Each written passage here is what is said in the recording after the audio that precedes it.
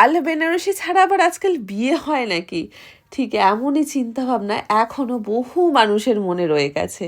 আর সেই চিন্তাভাবনাগুলোকে একদম তুড়ি মেরে উড়িয়ে দিয়েছে আমার আজকের বজবজের ব্রাইড সৌমিলি। তাহলে সেই দিনটা আসলো আজকে, এক্সাইটেড তুমি? খুব এক্সাইটেড। সাজার জন্য নাকি বিয়ের জন্য? সাজার জন্য এক্সাইটেড ও, বেশি। আমি তো তোমাকে দেখে প্রথমে বুঝতেই পারিনি কোনটা আমার ব্রাইড। গত 6 ডিসেম্বর ছিল সৌমিলির বিয়ে, আর ও যখন আমাকে এই শাড়িটা প্রথমবার পাঠিয়েছিল আমি তো ভাবতেই পারিনি যে এটা ওর বিয়ের দিনের জন্য আমাকে বুক করেছে। শাড়িটা দেখেই আমি ভেবে নিয়েছিলাম ওকে একটা খুব সুন্দর রিসেপশন মেকআপে সাজাবো, কিন্তু ব্যাপারটা হলো পুরোই উল্টো। আচ্ছা, তুমি তো একটা অসাধ্য সাধন করেছো, সেটা হচ্ছে লাল লাল বাদ দিয়ে পড়েছে হচ্ছে ইয়েলো। কেউ কিছু বলেনি?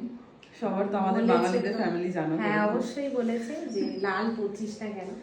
আমি বলেছি যে আমি একটু আলাদা রকম সাজবো। কি সুন্দর ব্লাউজটা বানিয়েছে, সৃজনীস কালেকশন। আর শাড়িটা কোথা থেকে? শাড়িটা জেফা থেকে।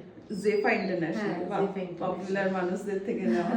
সৌমিলি, তুমি একটু আমাকে বলো যে কিরকম কি পছন্দ, আই মেকআপ এটা ওটা সেটা। আইটা একটু গর্জিয়াস চাই, বাদ বাকি তোমার যা ইচ্ছা যেমন তুমি বুঝবে তেমন সাজাবো, আমার কোনো চাই না। আচ্ছা, চুলটা কোনো যেটা ভালো বুঝবে। চুলটা তো তুমি আমাকে বললে যে একটু তোমার ক্রিম্পিংটা কম হলে ভালো হয়। হ্যাঁ, ঠিক আছে, আমি চেষ্টা করছি সুন্দর করে করার। আমি তো দেখেই ওকে ঠিক করে নিয়েছিলাম যে ওর সমস্ত কিছু একটু ইউনিক আমি করব, মানে যেগুলো আমি এতদিন করিনি সেই রকমভাবেই ওকে একটু সাজাবো। যেমন কথা তেমন কাজ, শুরু করলাম ওর আই মেকআপ দিয়ে। আর আই মেকআপটা আমি এই যে ওই যেই শাড়িটাও পরেছে সেটার সাথে সামঞ্জস্য রেখে একদম সিম্পলের ওপরে আমি একটা আই মেকআপ তৈরি করে ফেললাম।